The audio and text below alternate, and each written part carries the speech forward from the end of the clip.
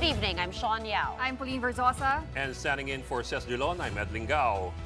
The big story is tonight.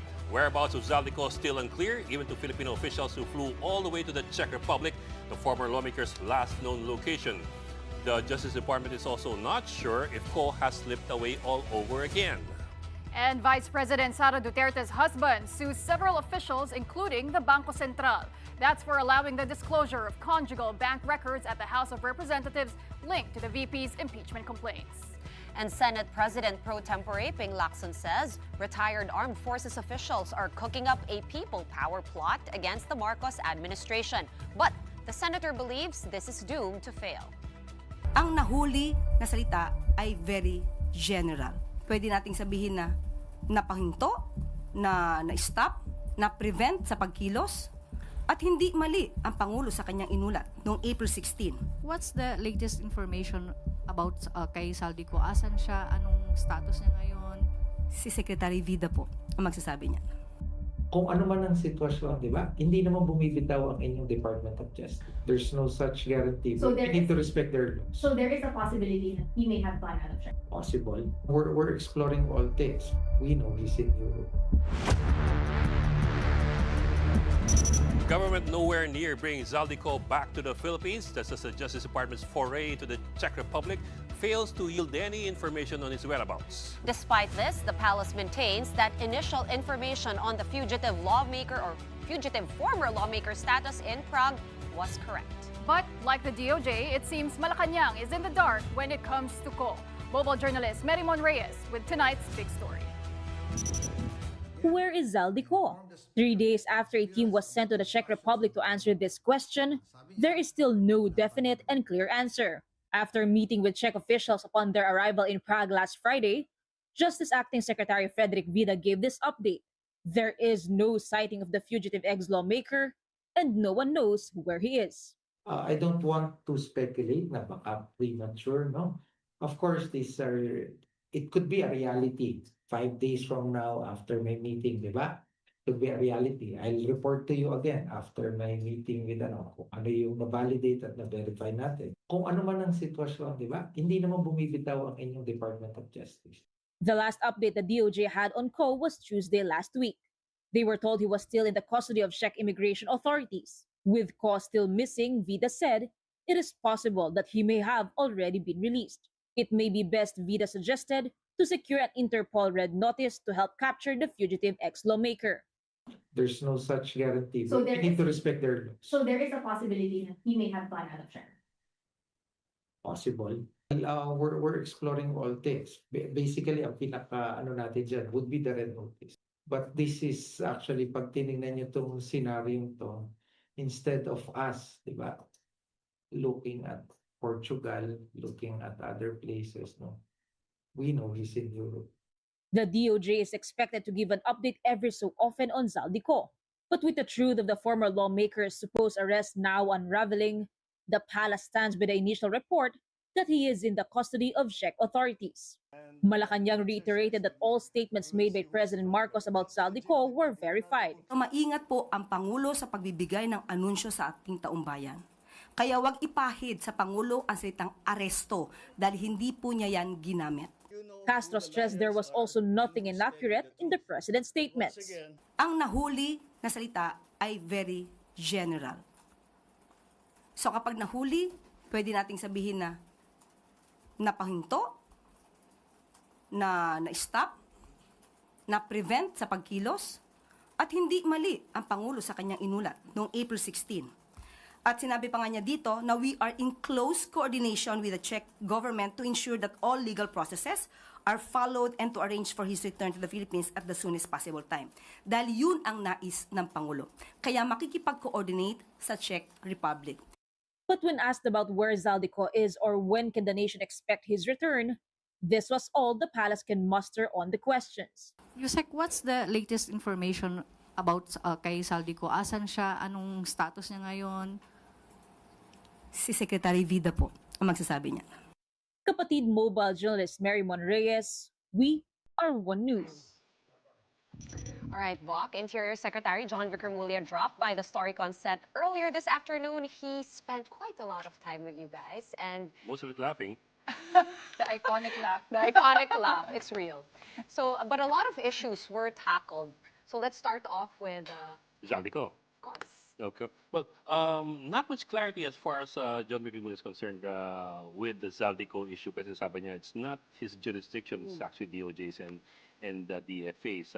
He was only giving us information based on second-hand information that he was getting along the line. But what he could tell us was that there's still no clarity as far as they're concerned on whether or not Co has a Portuguese passport. What could possibly have happened was that he was given an investor's visa by Portugal. Of course, that's after he invested so much money. I think minimum is $500,000 already, euros with Portugal for you to get a residence visa of sorts. Parang green card sa US, yes. where you can live there and so on the line. But did he explain why? Parang before, kasi it would seem like he was kind of convinced that Zaldy Co actually had a passport. Diba? Parang based on our quote-unquote interviews. I think it Golden stems from visa, Portuguese yeah, passport. I think it stems from the confusion between, or maybe the conflation of a passport and a visa. You could get one after you get the other. So going to the processes involved there. If you're a foreigner, you can get a golden visa. That's what they call it. It's a nickname, which gives you residential and work and study permanent permit in Portugal if you invest €500,000. After 5 years after securing that golden visa, then you can apply for a Portuguese passport. It's not automatic. Correct. And I believe there are residency requirements. Yes, meaning there is. you don't just, it doesn't magically You have to convert. be there so often. Parang nasa US ka rin, di ba? Before you can get a citizenship. But it's not automatic. So what is not clear to them in government is whether or not the Co took that extra step to secure a Portuguese passport. On the other hand, you also, well, but this is a technicality. You would also fly against Philippine laws. So you cannot be a congressman and be a dual citizen at the same time. Of course, whether that's obeyed or not, that's a Yes, different question yes, altogether. correct. Diba? I see your laughter. I know where you're headed. I know. But that's they how should it look is. into that. That's how it is. You're not supposed to be a dual citizen. You're supposed to renounce your citizenship, other citizenship. and pledge allegiance to the Philippine flag before you become, I think, before you become a candidate. Okay, so he also clarified there were these rumors that Secretary John Victormulia sat on the red notice application, which is why it's taking forever to come out. And Ang did he sinasabi say naman Filed it niya, in September, Yeah. right? He said they filed it back in September, but yet But there are he's no... also saying that the DLG is not the one in charge of that. They just keep supporting documents. And that process was initiated as far back as the last quarter of 2025 pa. So it's not on his table per se daw. it's the PCTC, yeah, right? Which is PCTC. under the DOJ, which he So- was never a part of. So it's a different agency altogether. But as far as he's concerned, they've submitted all the documents required, and there was some back and forth daw with regard to the documentary requirements. Sabi niya, medyo mahigpit yung Interpol pagdating sa mga dokumento kasi there's always a possibility that things can be politically related. So Or influenced. meaning may, kumbaga kahit nasa DILG siya, meron din siyang mga requirements na kailangan i-submit Yeah. from law enforcement or the PNP. So earlier, I also heard Secretary Remulla saying that his earlier timeline of 2 to 3 weeks 2 to 3 para weeks? mapauwi si Zaldy Co was not actually so Well, he realistic. acknowledges and he admits that that was I forget the word that he used pero pagkakamali on his part because he was using the framing of Philippine laws and not Portuguese laws, which he's not, of course, not familiar with. So as far as he was concerned, if it was under Philippine law, then it wouldn't take that much time.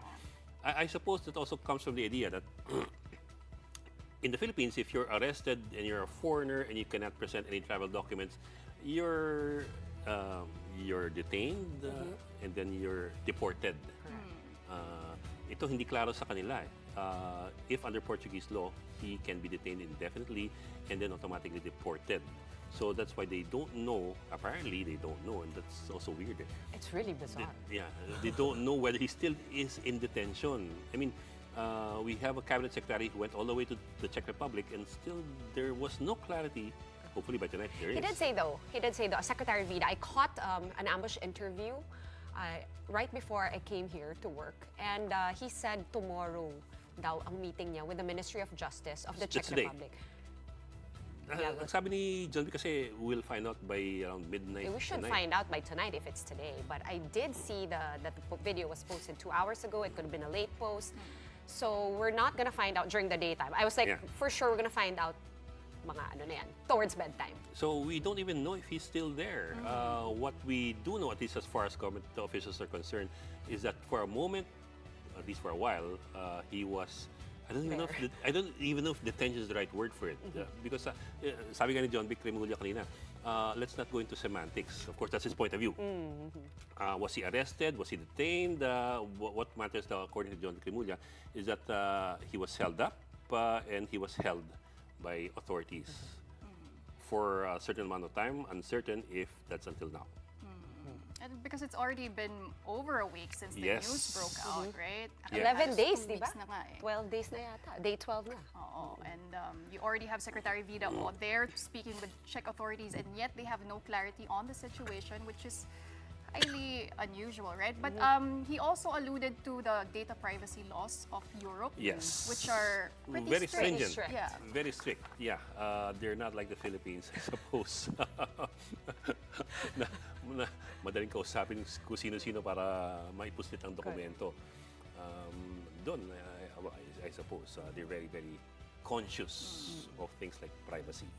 Nasanay na rin tayo dyan dahil sa kaka-cover natin ng ICC hearing, diba? Like, I mean, it's all the same. Speaking of Europe and how strict they are, Okay. Harry Roque? Harry Roque. I will not go into the other things that John Vic Yes, said let's about please Harry leave Roque. that out. Yeah, so let's leave that out. Si John Vic lang had something to say about Harry Roque, which is, kasi we asked him, Harry Roque had something to say about you when you said over Storycon that once the red notice against Harry Roque comes out, he was going to fly all the way to Vienna to bring Harry Roque in. Sunduin niya. Sunduin niya.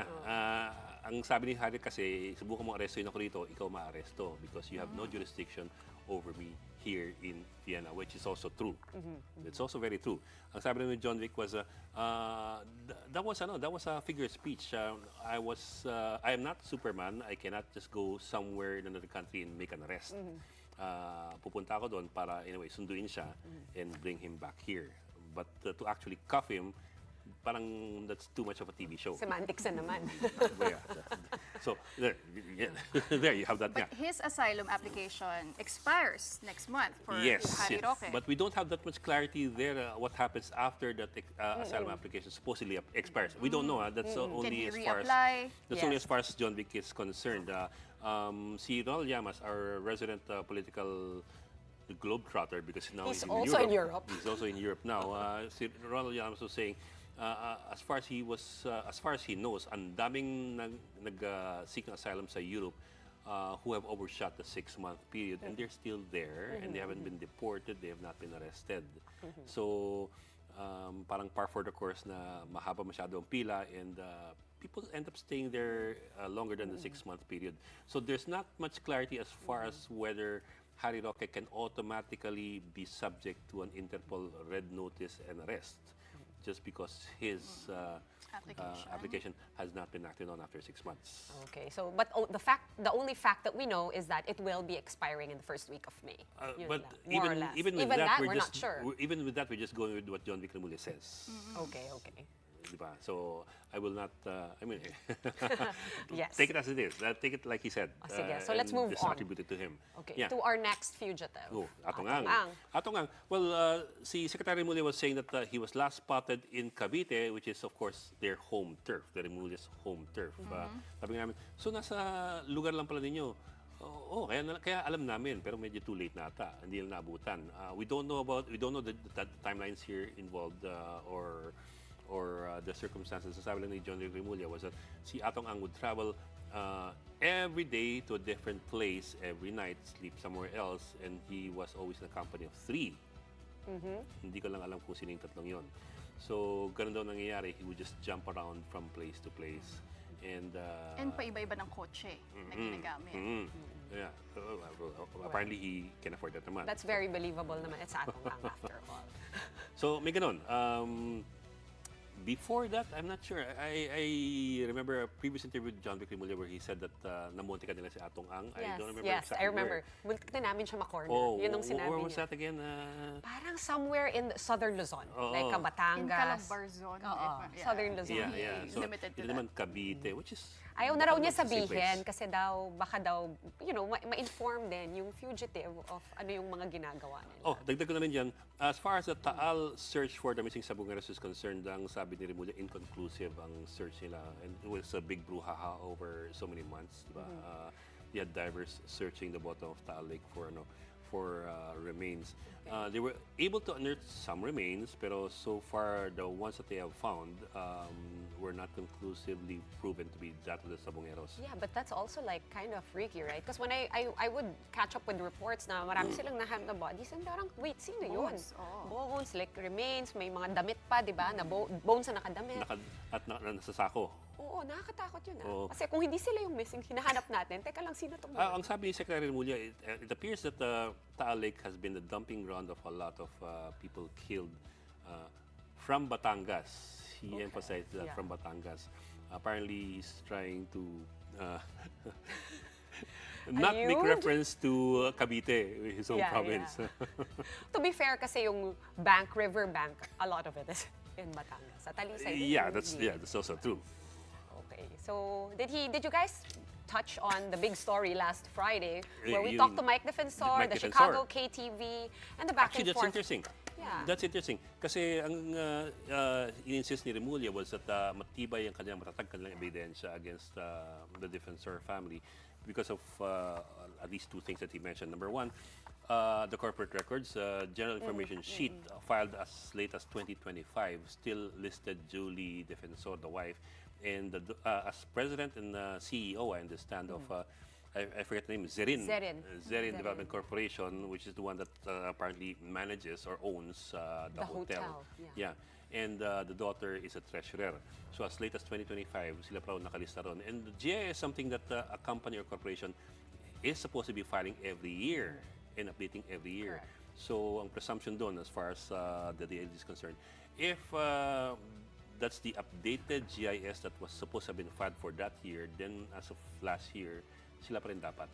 To be fair though, last Friday, we managed to talk to Mike Defensor. He said that, yes, kasi kami talaga yung owner and we used to manage it, but they have since leased the hotel. So they won't want to run it anymore. Yun ang explanation niya. They leased, so they Sabi still niya, own it? parang ganun, they still own it. And Or then, the so they land? own the land. And They're then, investors in the corporation that owns the land. and some of those same investors that are invested in the land are also invested in Zerin, which is the one that's running the hotel. So we asked him, di ba Pawi na, meron ba kayong mga lease contract, to prove na hindi kayo yung nagmamanage hotel? Sabi niya, meron naman daw. But I also heard what NBI Director Melvin Matibag had to say, na meron din silang papeles to prove. Which is, I suppose, the GIS. Yes. Pero, so Mike Defensor was saying that the land is still owned by the Defensor family, but the building or the hotel is... It's parang, so the land is owned by them and under a property development firm. And then Zerin is also another property development firm. But to my understanding, he said it was the one operating the hotel. Yeah. Right? But sabi niya, ayaw na raw nila after operating it. So the owners of Chicago KTV, they made an offer to manage the hotel. So in which case, parang yung dating sa akin is sinasabi niya is nilease nila rin yung hotel. At sila na yung nagpapatakbo ng hotel. But the ownership of the structure remains with the Mike Defensor's family and their partners. That's going to be It's going to be a paperwork thing. legal But battle. I figure if there's paperwork, then we'll find But out. one more thing that Remulla said kanina was that gusto mas malino sa'yo, tanungin mo yung mga alleged victims ng human trafficking, yung mga babae. Di ba they found around 50 54. women there. you ask them daw, and they will tell you na si Mike Defensor regularly He's a entertained customer. visitors there in Chicago. Of course, well, we made the point na, yeah, but he can be a customer. That's not necessarily the same thing as being the owner. Diba? So, although, siyempre, makaawain pa rin siya ng misis niya. But anyway, that's a different thing altogether. Diba? Iba yung dalawa eh. You might be a customer, but it doesn't prove that you're the owner. Sabi niya, yeah, but then for the ownership, you go back to the corporate records. Yes. But as far as they're concerned, they're trying to establish pa rin the links. So, wala raw, hindi ganun katibay ang deniability ng family. Well, baka malaman na natin kasi si JV Ejercito, right, filed the resolution in the Senate na imbestigahan itong raid na ito. So I guess we'll find out more details kung papalabas nila ng mga dokumento para magpakaalaman na. And of course, we have to talk about the DILG Safer Cities campaign. What was Well, there was the a back and assessment of forth Secretary? on that issue of whether or not it is anti-poor or not. Kasi there are people who say that it is anti-poor because the people who end up moving around without their shirts on are those who don't have the money for example, air conditioning or who live in crowded areas and crowded shanties na tabi-tabi at walang mapasok na hangin. So that's a very big element there. However, si John Vic was saying, but you know, if you look at the crime statistics, this is his claim. Of course, we haven't seen the data because he did not have the data at the time. Between 2023 to 2025 or 2026, bumaba ng 50% daw yung crime statistics. I'm sorry, 2024 siguro yun, until 2026, bumaba yung crime rate. As a result daw, or as a direct result, of itong Safer Cities initiative nila. I'm not really clear when they started this initiative. Akala ko bago lang. Di ba? Parang they started it actually amidst the energy crisis. That's why we were asking if ginawa ba ito to curb the possible spike in crime rates. Sabi naman nila, hindi, di ba? But Well, his implication was that it's been ongoing for a while. Maybe they just give it a name now. We also asked him, are you sure that all the cities, the 17 cities and one town in Metro Manila, they all have ordinances that ban shirtless people from the streets and ban yung minors after 10 o'clock? Yung minors, alam ko, parang almost all have it. Almost Kasi, all. I mean, everywhere you Kasi- pass, you see, may mga paskil eh. Kasi the last time that was brought up to the Supreme Court, there was a case of Manila and I think Navotas and Quezon City. Sila lang amang ina-question nung panahon yun ng Supreme Court. And if I remember right, sa Manila na isang tabi ng Supreme Court yung at least at the time, I think 2021, 2022, thereabouts. So that was a few years ago. I don't know if the other cities have also followed suit and if they've already revised or amended their ordinances. Because in the end, the DLG cannot just impose that without any corresponding Local ordinances government from the ordinance. LGU. So the LGUs have, well, sabi ni John Vica, the LGUs already have their corresponding ordinances with regard to shirtless people and with regard to minors roaming around after 10 p.m. Okay, siguro panghuli na lang, Bok, 2028. He said he was open. That was the last That was the last thing he guesting. said Said he was a month open. ago. if the president endorses him. Yes. When was that? When did he tell you that? Last time we guested him here, probably, oh my gosh, just this year. This for year. sure. Oh, yeah. Or Because he few also months said the ago. same thing to us in Historicon na Yeah. around a month ago. Pero kanina, parang parang ayoko na eh. Parang ayoko nang sasabi niya. Parang I realize that I've been missing so much here in the LGU level. I want to go back to Cavite. Okay, fair enough. At least that's what he said kanina. Of course, we're still two years away from 2028. Well, that's definitely a shift in tone because the last time we spoke to him, he was actually really trying to amplify his executive Yeah. experience, saying, if he does run for president, meron siyang alam niya yung ins and outs ng executive. So, Because he was governor of Cavite in Cavite. For a long time. Di ba? In It's terms of massive. population and voting population, laki na Cavite. Number 2 ba or number 3? I think number 2. I think number 2. Oo. Parang ang laki niya eh. Ang laki ng Ang Cavite, daming oo. distrito. Okay, so titingnan natin kung anong mangyayari. No? Napakadaming developments but mukhang wala tayong actual satisfying, gratifying conclusion. So at this point, let's see our other headlines.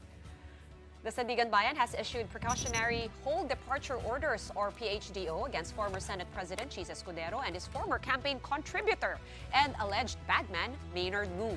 The PHDO was granted at the request of the Office of the Ombudsman. The Sandiganbayan hearing was held behind closed doors because of the sensitive nature of information divulged. The Ombudsman requested the PHDO against Escudero and Ngu over the weekend, although technically there are no criminal charges or complaints against them yet. Escudero and Ngu are being investigated for possible graft, plunder, and indirect bribery over the flood control scandal. There's also a PHDO in force on late 1st District Representative Martin Romualdez. Ombudsman Boying Remulla has also confirmed that the former House Speaker's assets have been frozen by the Anti-Money Laundering Council or AMLAC since Thursday last week. The freeze order covers Romualdez's bank accounts and insurance policies. On our sister program StoryCon, Interior Secretary John Vic Remulla said the police are on alert amid travel bans on Romualdez and Escudero.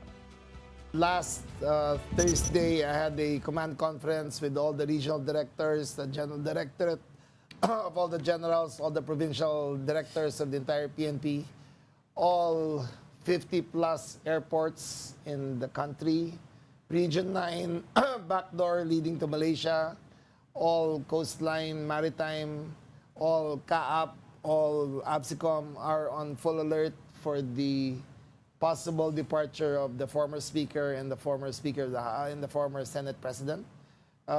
Because of the orders given by the Ombudsman, we will do everything possible to prevent their departure from the country. So that time, in short, the entire PNP is in alert. Former presidential spokesman Harry Roque is facing another complaint, this time from the Bureau of Internal Revenue. The BIR says Roque, his wife Myla, and associate Percival Sazon Ortega evaded taxes and failed to file tax returns for their company Bian Cham Holdings and Trading Incorporated. Unpaid taxes include transfer of shares and increase in authorized capital stock. The Roques and Ortega now owe the government over 3.35 million pesos in taxes, including surcharge and interest. Harry Roque is facing an arrest warrant since May 2025 from a Pampanga court over qualified human trafficking. He left the Philippines in September 2024, shortly after the Senate cited him for contempt over his refusal to attend Pogo-related hearings. The lawmaker is seeking asylum in Europe. And now in other news, the Commission on Human Rights is now investigating the alleged encounter between the Armed Forces of the Philippines and the New People's Army in Toboso, Negros Occidental last April 19. In a statement, the CHR called on all parties to fully cooperate, preserve evidence, ensure unimpeded access to information and sites, and comply strictly with international humanitarian law and human rights standards.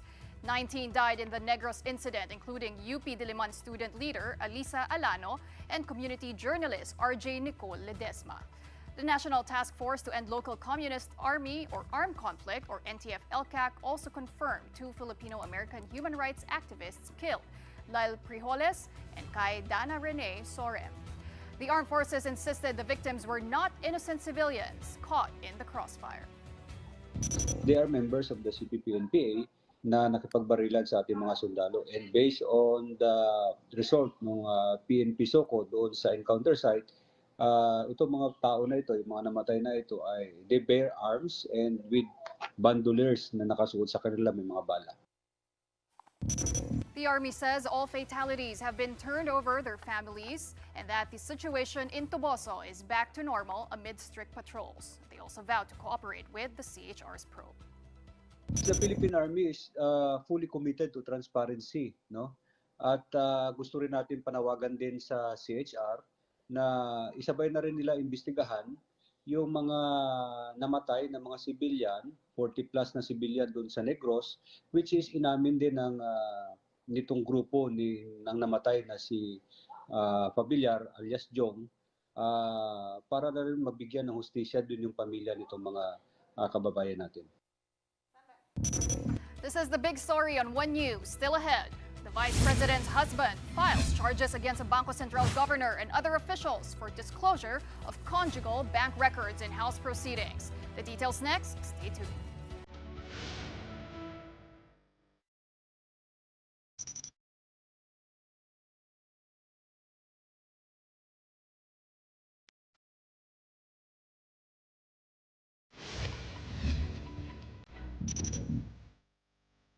Welcome back to the big story. The husband of VP Sara Duterte, Attorney Manasseh Scapio, has filed complaints against several officials, at least 4 members of the House Committee on Justice.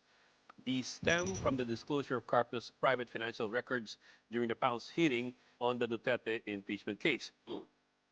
The complaints filed before the QC prosecutor's office allege violations of the Anti-Money Laundering Act, bank secrecy laws, and the Data Privacy Act. Named in the complaints are Bangko Sentral Governor Eli Remolona, Anti-Money Laundering Council Executive Director Rodel Benaventura, and House Justice Committee Chair Jervil Luistro. Also included as respondents are panel members Akbayan Congressman Percy Sendanya and Chel Jokno, and Mamamayang Liberal Party List Congresswoman Laila De Lima.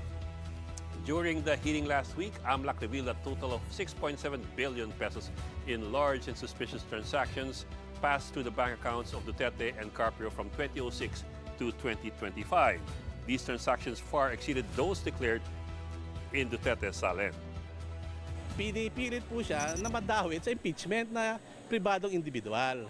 Diba? Hindi naman porket may akusasyon ka o meron kang hinanaing sa isang tao, pwede ka nang gumawa ng labag sa batas. Sinasabi, transaction yun ni VP Sara, allegedly. Diba? So I think the lawyers of VP Sara can adequately answer that. And I think they have, no? They have denied it. Hanggat sinasabi ng AMLAC na mabigyan kami ng kopya kung saan nanggaling ang mga sinasabi nilang mga summary of transactions, di ba? Mahirap mag-speculate, di ba? Hindi pwede mag-speculate sa isang bagay. In separate statements, the lawmakers maintained they did not violate any law during the last impeachment hearing. Kampante po tayo na hindi yan magpo-prosper dahil wala naman po kaming linalabag na batas. Panglihis lang ito, pandagdag lang ito sa mga kaso ng mga final na nila sa Supreme Court. But I don't feel at all intimidated. To me, it's harassment. Ang tawag ko sa kaso na to, MEMA. MEMA siya kasi nga nadiin na sila ng ebidensya. May masabi lang, may exemption talaga pagdating sa impeachment cases sa coverage ng bank secrecy law. Feeling ko this is their way na balikan kami. Ang binigay sa amin na kapangyarihan ay mismo galing sa ating konstitusyon na mag-conduct ng hearing at mismo sa rules ng House ay meron tayong power to compel production of documents and witnesses. And joining in the program tonight is the legal counsel of Attorney Mans Carpio, Attorney Peter Paul Dumlao. Attorney Dumlao, welcome to the big... Peter Paul Danao. Attorney Danao, welcome to the big story. Good evening, Ed, Pauline, and Shawn. Well, sir, thank you for that, and apologies for getting your name wrong. But, sir, Okay. let me start off with I understand that you're citing Republic Acts 9160 and 11521, which effectively states na hindi allowed ang disclosures ng information on bank records. These are absolutely confidential. Could you elaborate, sir, the basis for your complaint? Yes, because the AMLC, the Anti-Money Laundering Council, was created by RA 9160. Okay, that's the law creating AMLAC. Okay, in 2021, RA 9160 was amended by RA 11521 and introduced a new provision 8-A. So meaning RA 9160, there was no 8-A yet. And in 2021, Congress enacted RA 11521 to introduce this provision, Section 8A, 8-A, saying that the AMLC and its secretariat shall securely protect information received or processed and shall not reveal in any manner any information known to them. So it means in any manner. And if you read RA 9160 and RA 11521, there is no exception to this rule. Okay, the AMLC has its own set of law. Okay, in this law, both RA 9160 and 11521 does not provide any exception where AMLC can reveal information that it acquired from the different banks in the Philippines. Yes, sir. Sir, but the other side is propounding a different argument using a different law. They're citing RA 1405, Section 2, and I'll try to summarize it a bit. All deposits of whatever nature with banks or banking institutions are hereby considered as absolutely confidential in nature and may not be examined, inquired, or looked into, and moving forward, except upon written permission of the depositor or in cases of impeachment or upon order of a competent court. So they're citing Section 2 of an earlier law. Well, as I said, no? As you said, RA 1405 is a different law from RA 9160 and 11521. No? RA 1405, in my opinion, applies to banks, okay? Banks in general. If you want information and you want that the banks themselves reveal those information, then there are exceptions in that law, RA 1405 that you said, no? Consent, impeachment, okay? But the Committee on Justice did not ask the information from the banks. They asked the information from the AMLAC. So what law will govern them? Because they ask it from the AMLAC, not the banks. It's not the RA 1405. It doesn't apply to AMLAC. So it is the RA 9160 that should apply because that is the law governing AMLAC. Okay? And that law is restrictive. There is no exception, and the prohibition on AMLAC to reveal information is absolute. And the reason for that is that the AMLAC handles thousands, millions of information from several banks a day. That's why they treat it as sensitive, confidential information, because you have with you the power of freezing accounts, the power to inquire bank inquiry orders, and the law provides limitations on that powers of the AMLC. And one of these limitations is you cannot divulge any information to anybody because this information are supposed to be confidential to help the AMLAC in their investigation of money laundering offenses. Kaya nga po AMLA siya, Anti-Money Laundering Council. They are limited to investigating money laundering offenses using the information and transactions reported by the banks. So that is the limited authority of AMLAC in investigating money laundering offense. That's why the law provide a limitation that you cannot divulge information revealed by the banks and transmitted to the AMLAC for purposes solely for investigating money laundering offenses. Yes, sir. So that is the limitation. Yes, sir. If I may squeeze in one more, let me just qualify. I'm not a lawyer, so None of us are. I'm just basing this on things that I read. Anyway, sir, but going back to the Public Act 1405, the law does not appear to be restricted only to what banks may or may not do. It's in reference to the disclosure of deposits with any banking institution.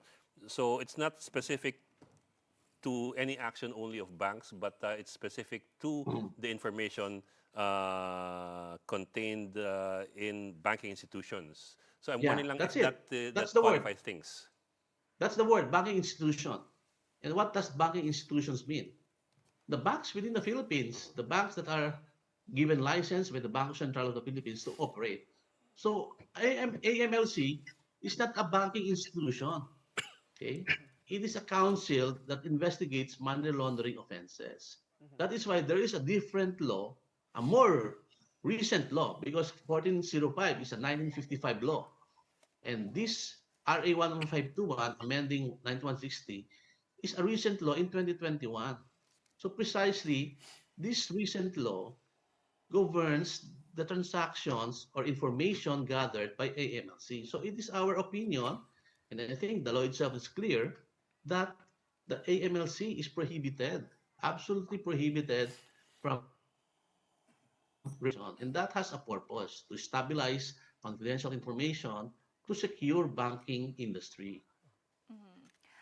Attorney, help us understand, no? Because under Republic Act 9160, the laws governing AMLAC records are quite restrictive, as you mentioned. Pero pwede po siyang buksan or tignan in impeachment proceedings if impeachment court po ang titingin, considering that they could be classified as a competent authority to take a look at these records. But meron din pong legal safeguards dyan, including it has to be done within under an executive session and may limitations po on the scope. Kumbaga, yung relevant records lang ang pwede tignan. So with that said, mali po ba yung way ng kung paano ginawa ito ng Committee on Justice? Should they have taken a look at the records in an executive session and that would have been covered and allowed? No, I don't think there is an exception to that in the AMLA law, no? RA 9160 and 11521. No? The exception on the impeachment cases only applies in RA 1405. I mean, as I said, to banking institutions. There is no similar provision if you read the entire law on RA 9160 and 11521. There is no similar provision on impeachment cases. Okay, so it is really absolute. No? There's an absolute prohibition when it comes to information from the AMLAC.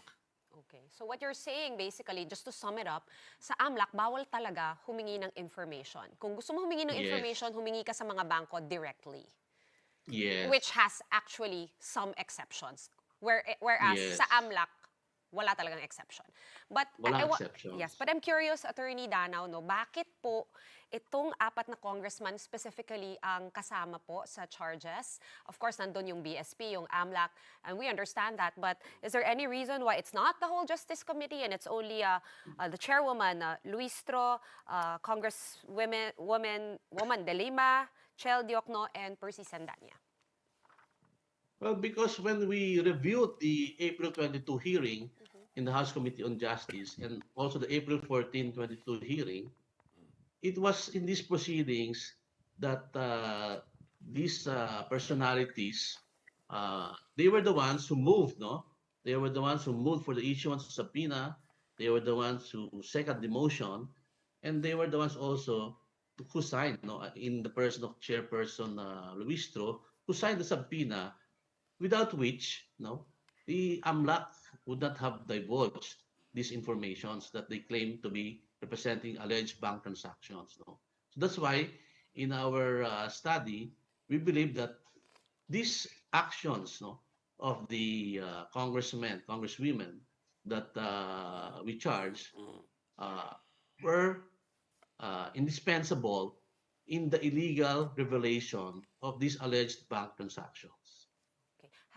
Has your office or your client received the AMLAC report that was discussed in the House deliberations last week? No, because precisely that's one of the issues, because we're not part of the impeachment proceedings, no? And naturally, we won't get any copies. That's why are we being dragged into these impeachment proceedings when Attorney Carpio is a private individual, he's a private citizen, and yet they wanted to get all sorts of information from tax returns, from bank records. So that is why our client felt that it's already enough. Enough is enough. The law provides certain regulations. The law prohibits information revelation from AMLAC, and if you do that, there's a penalty. There's a criminal penalty, 8 years maximum imprisonment. So that's why we are constrained to file this case. So, do you have any plans, attorney, to refute, dispute the AMLAC records that were at least presented, once you get this copy of the report? Well, first of all, it must be determined that these alleged informations were secured and procured in the legal way. Because if it is secured illegally, then there is nothing to discuss, right? You secured illegally, then it's inadmissible. You cannot comment on something that has been illegally declared to have been acquired. Okay, so first and foremost, it must be established that it was acquired legally, and after that, perhaps then we can perhaps comment and say something about it. But even though it is declared in the remote possibility that it's declared that it is was acquired legally, then I think the best person to answer those will be the side of BP Sara, because it is an impeachment proceeding directed against the Vice President. No? Attorney Carpio is not part of the proceeding, so he has no personality to answer any charges relating to the impeachment complaint. Sir, one more question from me. I'm not really certain if you can answer this, but let me try anyway, and tell me lang what you think. I also don't want to look at the total transaction amounts accumulated over 20 plus years, kasi I don't think that's also going to bring us anywhere. However, I think it's fair to say that a lot of people are also wondering how the couple were able to come across so much money. Well, not come across so much money, but to have so much money go to their accounts, both going in and going out, in certain specific years.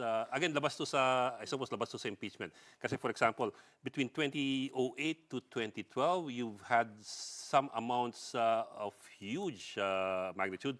700 million in 1 year, 600 million in another year, 400 million, and so on down the line. So there's a lot of questions by a lot of people as to how could that be possible, and could that be explained? What do you think, po? Well, definitely that could be explained, no? Provided that first, as I said, the information gathered is really accurate. Information gathered, is it really legally acquired? No, there will be a sufficient explanation of that in a proper time, provided, as I said, Attorney Carpio is given the opportunity to see these alleged documents coming from the banks. Because remember, it is the banks that are the primary source of these alleged transactions.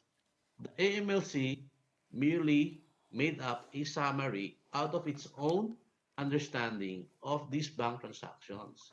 So we want to see if really there was such a bank report or bank transaction report from the banks. So until that such time, I think it would be premature, for Attorney Carpio to refute, deny, or answer any of these generalized conclusions from the AMLA. Yes, sir. And I understand, sir, of course, you do not want to give ammunition to your clients' detractors. But on the other hand, wouldn't it also be easier and faster if your client, for example, just comes out and says, this is impossible, this is how much money went to our accounts for this year? I know he's not bound to say that legally, but wouldn't that be a quicker, faster, and more efficient route? Well, Attorney Carpio, in our conversations, vehemently denies that he has 6 billion, 3 billion in any of his banking accounts. He vehemently denies that. Now, as the details, as I said, then we will have to first wait for the outcome of the issue on the legality of this acquisition of these bank transaction information. But he vehemently denies that he has this alleged 6 billion or 3 billion amount in his bank accounts. Attorney, very quickly, yes or no question lang. Are you looking to file more cases in conjunction with the results and what came out on the hearing last week? Well, we have to see what will be the action again on Wednesday, because I think we also filed a case about the annual tax returns. That we said that that's another issue on the confidential nature of the tax returns, and I believe they will be discussing on and voting whether or not to open up the sealed box containing tax returns. So depending on the outcome on the Wednesday, we will cross the bridge, if the actions of the committee will again violate the basic confidential rights of Attorney Carpio. Okay. Maraming salamat for joining us tonight, Attorney Peter Paul Danao, abogado po ni Attorney Manasseh Carpio. We're just going to pause for another breather, but after that, talks of destabilization arise again, this time in the form of a so-called people power revolt. That story and more when we return. Keep it here on One News.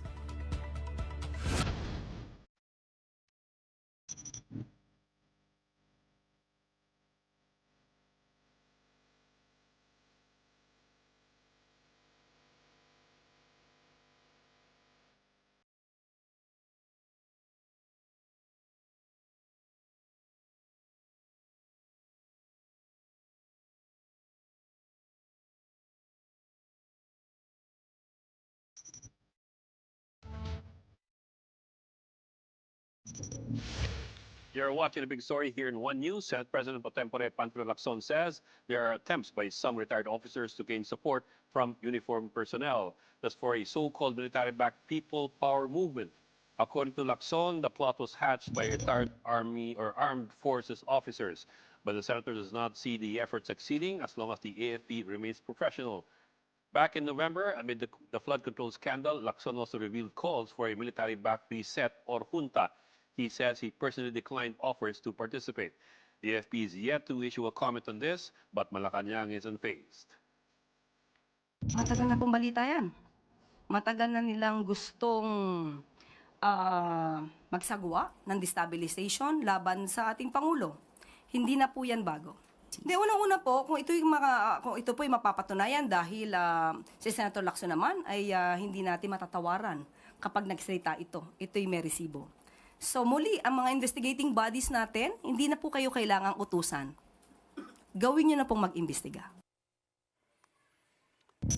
On Story Con this afternoon, Interior Secretary John Vicrimulya sees any threat against the Marcos administration doomed to fail.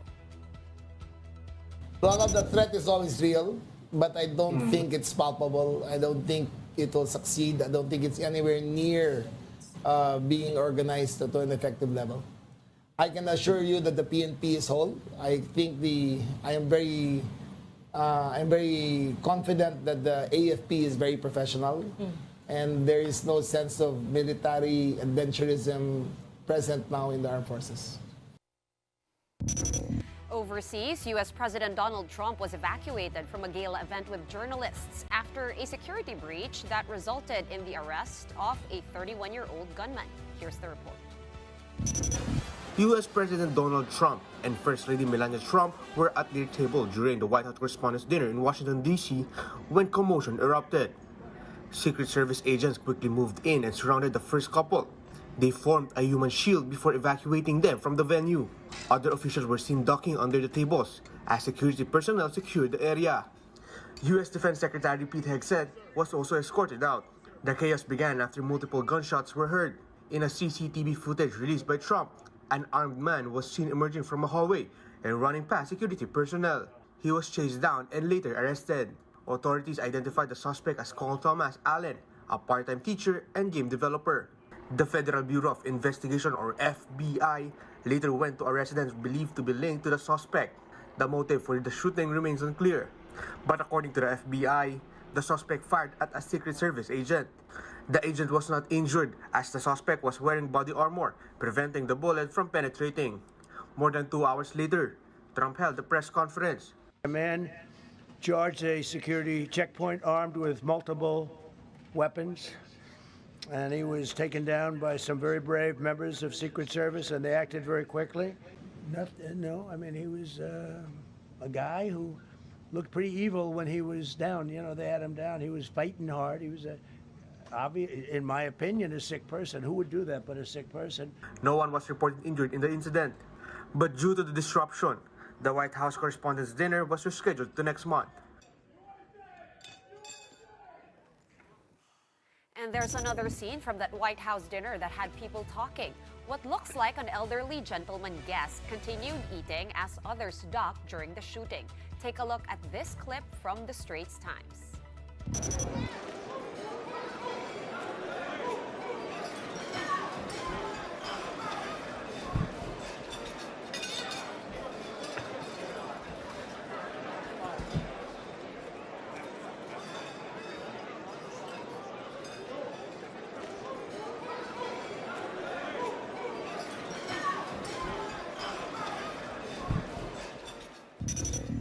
Finally, for our big picture tonight, it's Filipino singer Matty Hunyosa's semifinals performance on Britain's Got Talent that sent him straight to the finals.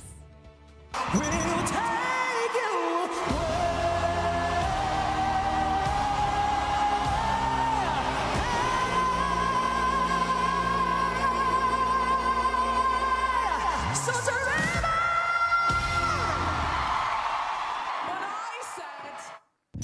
The Pinoy singer first got a golden buzzer from Simon Cowell for his phenomenal cover of Prince's Purple Rain. Then, Maddie received another golden buzzer from Amanda Holden after belting out a soulful rendition of Aerosmith's Dream On.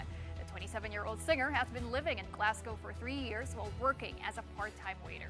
And Mati Hunyosa now moves closer to claiming the top prize of 250,000 British pounds or about 20.5 million pesos. Wow. All right, best of luck to Maddie. Magaling talaga mga Pilipino sa kung saan kumanta at Actually, marami eh. We're Kala ko may kasunod pa yun. at ibang bagay. Magaling din sila sa ibang bagay.